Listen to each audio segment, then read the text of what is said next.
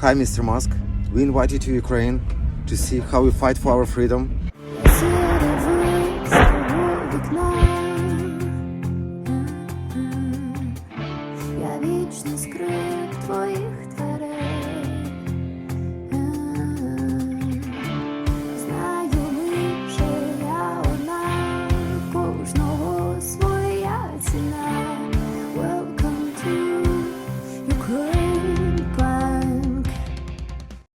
Let's check in with Joseph Lindsley in Ukraine. Joe, how excited should we get about this news that Russia has withdrawn the bulk of its Black Sea fleet from its main base in occupied Crimea? This is a pretty big setback for the Russians, isn't it?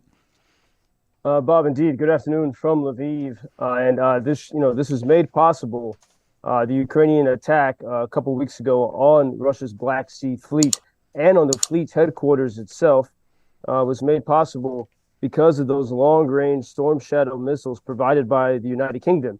And not only did the UK give permission, not only did the UK provide those weapons, but they very importantly gave Ukraine permission to hit targets in Crimea. And that's something that the United States has been very reluctant to do.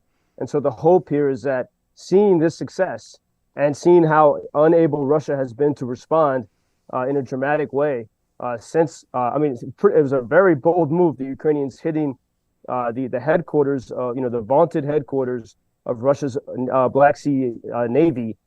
This is pretty extraordinary. And now the Russians are forced to move further away so that their ships and submarines will not be so vulnerable to Ukrainian attack using missiles like the Storm Shadow. And so I think, and this is the Prime Minister of Estonia, Kaja Kallas, was saying at the past couple of days at the Warsaw Security Forum, this is the moment really to see the strengths of Ukraine and to double down on support rather than to sort of keep believing the Russian propaganda and to get weak-kneed.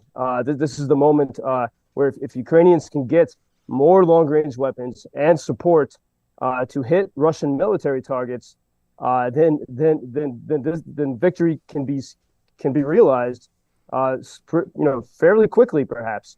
And in Russia, there were stories yesterday that they were doing nuclear drills, and you see images of citizens wearing gas masks. And as I watch that, I'm thinking, this is the victim mentality of the Russians. They want to keep their population afraid.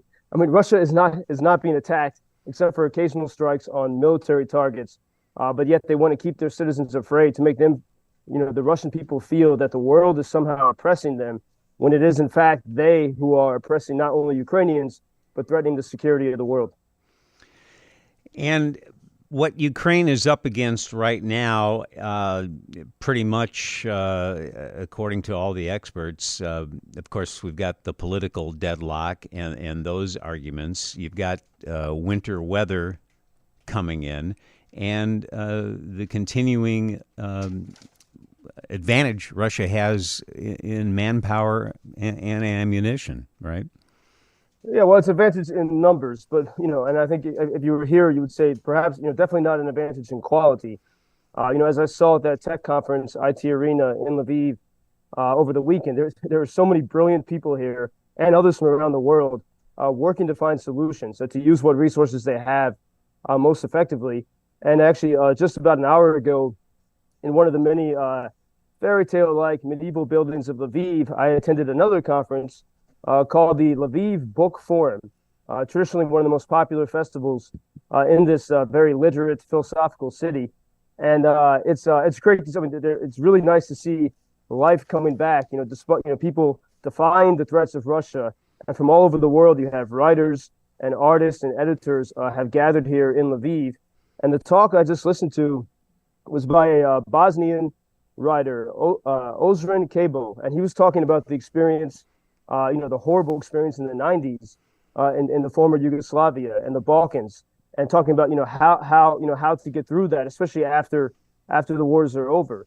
And he said, there's a tendency, everyone's angry and everyone wants to shout and scream, and that's natural. But the key is we have to have calm public discourse. And he says that's only possible. He says, and he's an atheist, but he says it's only possible with these ideas of love and forgiveness. And so he was saying, that's what in Bosnia and Sarajevo, they've had to learn the hard way. But as I looked around me at the people in the conference, and I thought this is something that's been on my mind a lot the past few days, and when I took the train last week from Kyiv to Lviv, I see a calm society despite all of the threats they face. And, when I was on the train, I knew many people. As I was walking 5 cars to get a cup of coffee from the dining car. And as I go, I see not only people I know, I see soldiers, I see children, and everyone is kind of in this together. It's very crowded. People bump into each other, but they're calm and polite. And I realize that you have Ukrainians, because of what they've gone through, but because of some kind of self-discipline, they have, despite it all, this incredibly calm society where everyone is focused on this common mission for the most part.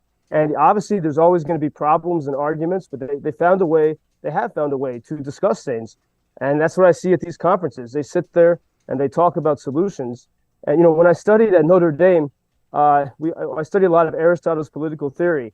And I studied under some of the most brilliant political philosophers in the world. And Aristotle said the best form of government was this thing called timocracy, which is a hybrid of democracy and monarchy and aristocracy. And it means the rule of the honorable. And I remember asking my professors, well, what is this timocracy? Aristotle said it's the best. Does it exist? And these brilliant political theorists had no answer. And when I was on that train from Kyiv to Lviv, and when I was attending these conferences here in Lviv, I think here's what the idea Aristotle was looking for thousands of years ago, a real timocracy. It's like an elevated form of democracy where it's the rule of honorable people, people who have love and forgiveness and try to respect each other. And much of that is because they go through the same type of hell. And that's why they're able to achieve this. But that's what I see around me. And I want to share with you this clip of several friends and friends of friends who are soldiers. When Elon Musk was sort of snidely tweeting about Zelensky a few days ago, that upset a lot of Ukrainians because they looked to him as a hero of innovation and free speech.